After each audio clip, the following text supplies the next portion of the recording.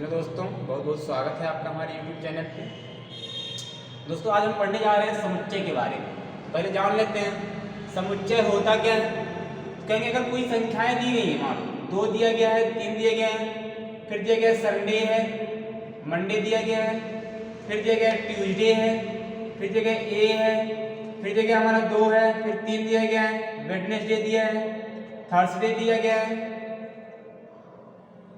और दिया गया है मान लो ई है, आई है, फिर दिया गया है ए है, फिर दिया गया है वेडनेसडे है। ऐसी संख्याएं दी गई हैं। तो कहेंगे सेट क्या होता है, समुच्चय क्या होता है। तो कहेंगे वस्तुओं के सुपरिभाषित समूह को ही क्या कहते हैं, समुच्चय कहते हैं। तो सुपरिभाषित का मतलब क्या है, जैसे इनका अगर हमको सेट लिखना हो तो अलग अलग कर लेंगे। संख्याओं को एक स्थान पे कर लेते हैं, 2 है 3 है, यही दोनों संख्याएं हैं केवल इसमें पूरे में। 2 और 3 है, इनको एक अलग से नाम देते हैं, ए लिख लेते हैं। ये हमारा संख्याओं का अलग समुच्चय बना लिया, यानी समूह इनका अलग कर दिए। तो ये हमारा एक सेट कहलाएगा। एक दूसरा सेट बना लेते हैं जिसका नाम बी दे देते हैं और इनमें दिनों को रख लेते हैं। संडे है, मंडे है, ट्यूसडे दिया गया है, वेडनेसडे दिया है, थर्सडे दिया गया है। इनका एक अलग से नाम रख लिए हम और इनको एक अलग नाम दे दिए बी। तो ये हमारा एक सेट कहलाएगा। और एक तीसरा बना लेते हैं सी, जिसमें हम अक्षरों को रख लेते हैं। ए है, ई है, आई है, ओ है, बस इतना ही तक है, आई तक है। तो ये हमारा क्या कहलाएगा, अलग अलग समूह बना लिए, ये हमारे सेट कहलाएंगे। अब सेट निरूपण की कितनी विधियां होती हैं, कैसे दिखाएंगे सेट क्या होता है। तो कहेंगे सेट निरूपण की टोटल 2 विधियां होती हैं। टोटल कितनी होती हैं, 2 विधियां होती हैं। पहली विधि को हम बोलते हैं तालिका विधि। पहली विधि को क्या बोलते हैं, तालिका विधि बोलते हैं। और तालिका विधि या इसी को बोलते हैं रोस्टर विधि। तालिका विधि या रोस्टर विधि बोलते हैं। जो दूसरी विधि होती है इसको बोलते हैं गुण विधि। दूसरी विधि गुण विधि या इसी को बोलते हैं समुच्चय निर्माण विधि। समुच्चय निर्माण विधि बोलते हैं। अब होते क्या है ये जान लेते हैं। कहेंगे तालिका विधि में अवयवों को दिखाते हैं। तालिका विधि में किसी सेट को लिखते समय उनके अवयव दिखाए जाते हैं और गुण विधि में उनके अवयव नहीं दिखाते हैं। गुण विधि में उनके किसी विशेष गुण को दिखाया जाता है। तो तालिका विधि में अवयव दिखाना है, ये 2-3 अवयव हमारे कहलाएंगे। यहाँ पे अवयव कितने हैं, Sunday, Monday, Tuesday, Wednesday, Thursday, ये क्या है, अवयव लिखे गए हैं। ए, ई, आई क्या है, ये अवयव लिखे गए हैं। तो ये अवयव दिखा रहे हैं हम, तो ये तालिका विधि में लिखे गए हैं। ये किस विधि में लिखे गए हैं, तालिका विधि में लिखे गए हैं। और गुण विधि क्या होती है, कहेंगे इनके किसी विशेष गुण को दिखाएंगे। कहेंगे अगर ए का हमको गुण विधि में लिखना है ना, ए को लिखेंगे गुण विधि में, ये क्या है, कहेंगे संख्याएं हैं। कौन सी संख्याएं हैं, प्राकृतिक संख्याएं हैं। लिखेंगे यक्स सच दैट, ये 2 बिंदु को हम सच दैट पढ़ते हैं। और सच दैट की हिंदी होती है इस प्रकार है। यानी यक्स अवयव जो है हमारा वो इस प्रकार है कि यक्स वाला जो अवयव है ना वो एक प्राकृतिक संख्या, एक क्या है, प्राकृतिक संख्या है। वो प्राकृतिक संख्या कुछ भी हो सकता है, 1 से लेकर अनंत तक की हो सकती है। लेकिन हमको कितना चाहिए, केवल 2 और 3 चाहिए। तो लिखेंगे जो यक्स का मान है ना वो 4 से क्या है, छोटा है और बड़ा किससे है, 1 से। यानी 1 और 4 के बीच में है। तो 1 और 4 के बीच में कौन सी प्राकृतिक संख्या आएगी, 2 और 3 आएगी। यानी ये हमारा तालिका विधि में लिखा गया है। और ये कौन सी विधि में लिखा गया है, गुण विधि में लिखा गया है। इतना जानना है आपको इसमें कि तालिका विधि क्या होती है। कहेंगे इनके तालिका विधि में हम समुच्चय के अवयव को दिखाते हैं और गुण विधि में उनके अवयव को न दिखा करके इनके किसी विशेष गुण को दिखाया जाता है। ये गुण विधि कहलाती है।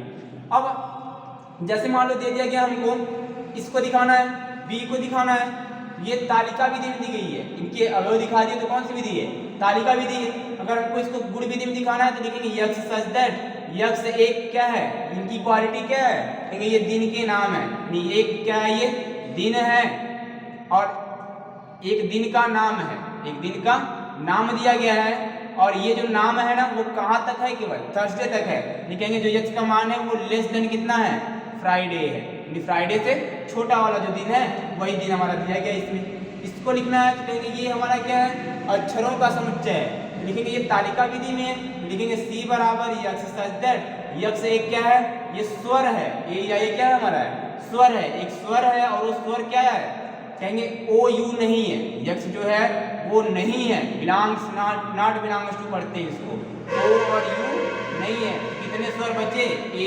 ई, आई बच गए हमारे। 5 स्वर होते हैं, उसमें से ओ यू नहीं है, तो कौन से होंगे, ए, ई, आई होंगे। इनके विशेष गुण को दिखा दिए हैं हम और यहाँ भी इसका विशेष गुण प्राकृतिक संख्या है, इसका विशेष गुण क्या है, दिन का नाम है, इसका विशेष गुण क्या है, एक स्वर है। तो ये हमारा समुच्चय निरूपण की विधियां हैं। यानी समुच्चय दो ही विधि से दिखाएंगे, या तो तालिका विधि से या तो गुण विधि से। तालिका विधि क्या होती है, कहेंगे उनके अवयवों को दिखाते हैं, और गुण विधि क्या होती है, कहेंगे किसी विशेष गुण को दिखाते हैं। ये हमारी हो गई समुच्चय निरूपण की विधियां। अब जो आगे हमको पढ़ना है इसमें हमको पढ़ना है कि समुच्चय के प्रकार कितने होते हैं। समुच्चय के प्रकार के बारे में जान लेते हैं। कहेंगे समुच्चय पहला जो प्रकार होता है उसको बोलते हैं रिक्त समुच्चय। पहले जो प्रकार होता है उसको बोलते हैं रिक्त समुच्चय। जान लेंगे होता क्या, कहेंगे ऐसा समुच्चय, रिक्त का मतलब होता है खाली, यानी ऐसा समुच्चय जिसमें कोई अवयव न हो रिक्त समुच्चय कहलाता है। और रिक्त समुच्चय दिखाएंगे कैसे, ऐसे मानो ए बराबर दिया गया है, खाली छोड़ देंगे, इसमें कोई अवयव नहीं दिखाएंगे, ये रिक्त समुच्चय कहलाएगा। जैसे मान लो, और ए बराबर दिया गया, मान लो जैसे लिख दिया जाए इसमें यक्ष सदृश, यक्ष एक प्राकृतिक संख्या, यक्ष एक क्या है, प्राकृतिक संख्या है, यक्ष एक प्राकृतिक संख्या है। और क्या इसमें कंडीशन दे दे, कंडीशन ये देते कि यक्ष का जो मान है ना वो एक से छोटा है। बोलो एक से छोटा कोई प्राकृतिक संख्या होता है नहीं। इसका मतलब क्या है, ए में हमारा कोई अवयव नहीं है, वो क्या कहलाएगा, हमारा रिक्त समुच्चय कहलाएगा। और रिक्त समुच्चय को डिनोट किससे करते हैं, फाई से। कहीं भी अगर फाई लिखा है तो ये रिक्त समुच्चय है। एक चीज ध्यान देंगे इसमें, ए बराबर अगर ऐसे लिख दिया ना, अब ये रिक्त समुच्चय नहीं है, इसके अंदर एक निशान दे दिया, एक अवयव दे दिया, ये हमारा क्या कहलाएगा, जिसमें एक अवयव होता है ना उसको एकड़ समुच्चय कहते हैं। क्या कहते हैं, एकड़ समुच्चय। अब हमारा ये रिक्त समुच्चय नहीं है। रिक्त समुच्चय का मतलब होता है उसमें कोई अवयव न हो। अगर रिक्त समुच्चय को फाई से दिखाना है ना तो लिखेंगे ए बराबर कितना है, फाई है, यानी ए केवल मझला कोष्टक नहीं लगाएंगे, तब केवल ए बराबर कितना लिख देंगे, तब फाई लिख देंगे, यानी फाई हमारा यहाँ पे क्या है, रिक्त समुच्चय कहलाएगा। आगे जो जानना है हमको, दूसरा हेडिंग है इसका एकड़ समुच्चय। एकड़ का नाम से स्पष्ट है, एकड़ समुच्चय का मतलब होता है कि ऐसा समुच्चय जिसमें सिर्फ एक अवयव हो, जिसमें सिर्फ एक अवयव हो, एकड़ समुच्चय कहलाता है। जैसे मान लो दे दिया गया ए बराबर दे दे 2, एक ही अवयव है, एकड़ समुच्चय कहलाएगा। ठीक, तो ये समुच्चय के दो प्रकार हो गए, रिक्त समुच्चय और एकड़ समुच्चय। रिक्त समुच्चय यानी ऐसा समुच्चय जिसमें कोई अवयव न हो, बिल्कुल खाली हो, फाई से डिनोट करते हैं, रिक्त समुच्चय कहलाता है। एकड़ समुच्चय ऐसा समुच्चय जिसमें सिर्फ एक अवयव हो, एकड़ समुच्चय कहलाता है। अब आगे जो पढ़ना है हमको, परिमित समुच्चय के बारे में पढ़ना है। तो परिमित समुच्चय क्या होता है, तीसरा, परिमित नाम से स्पष्ट है, लिमिट।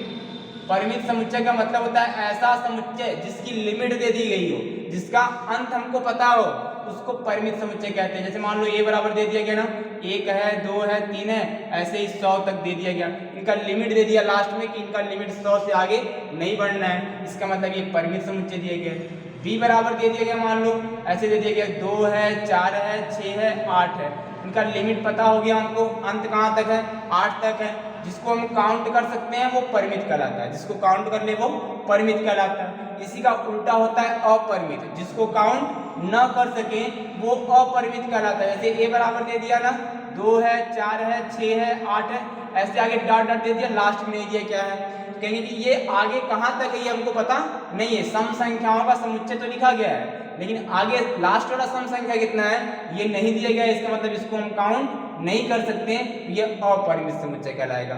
ठीक, आगे जो पढ़ना है हमको, समान समुच्चय क्या होता है, कहेंगे समान समुच्चय।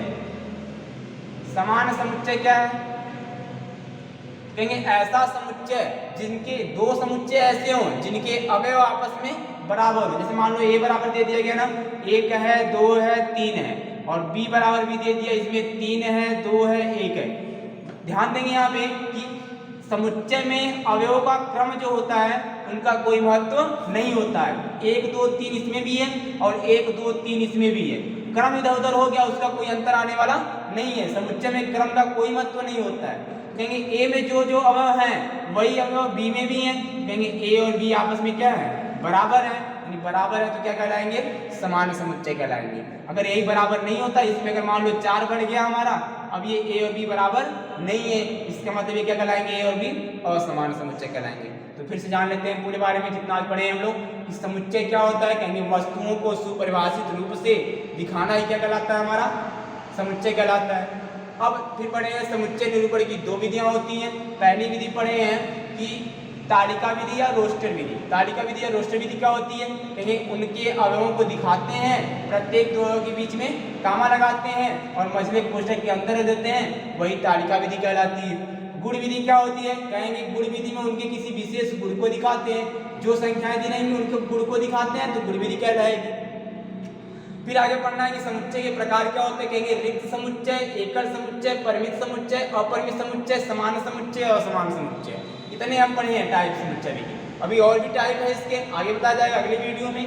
तो पहला रिक्त समुच्चय क्या होता है? ऐसा समुच्चय जिसमें कोई अवयव न हो, बिल्कुल खाली हो, वो रिक्त समुच्चय कहलाता है। रिक्त समुच्चय को फाई से डिनोट करते हैं। दूसरा है एकल समुच्चय, ऐसा समुच्चय जिसमें एक अवयव हो, उसको एकल समुच्चय कहते हैं। तीसरा पढ़ना है परिमित समुच्चय, जिसको काउंट कर सके, जिसका अंत पता हो, परिमित समुच्चय कहलाता है। अपरिमित समुच्चय जिसका लास्ट हमको पता नहीं है, जिसको काउंट नहीं कर सकते कि कहाँ तक है वो अपरिमित समुच्चय कहलाता है। समान समुच्चय ऐसे समुच्चय जिनके अवयव आपस में बराबर हो। अवयव इधर उधर है उससे नहीं मतलब है, अवयव आपस में क्या होने चाहिए? बराबर है, तो वो समान समुच्चय कहलाएंगे। असमान समुच्चय क्या है? यदि उनके अवयव आपस में बराबर नहीं है तो असमान समुच्चय है। इतना आज पढ़ाया गया है, आगे फिर इसी में पढ़ाया जाएगा। अभी समुच्चय के प्रकार और भी बाकी हैं, उनको अगले वीडियो में पढ़ाया जाएगा, जो बहुत अधिक इंपॉर्टेंट है हमारे लिए। अभी तो केवल समुच्चय की नींव हम डाल रहे हैं यहाँ पे, अभी समुच्चय का पूरा बाकी चैप्टर हमको शुरू करना है। तो ये पहले समुच्चय की परिभाषा अभी हम पढ़ रहे हैं, बाकी अगले वीडियो में पढ़ाया जाएगा। बहुत बहुत धन्यवाद आपका वीडियो देखने के लिए। प्लीज़ हमारे चैनल को सब्सक्राइब करें और बेल आइकन पर क्लिक करें।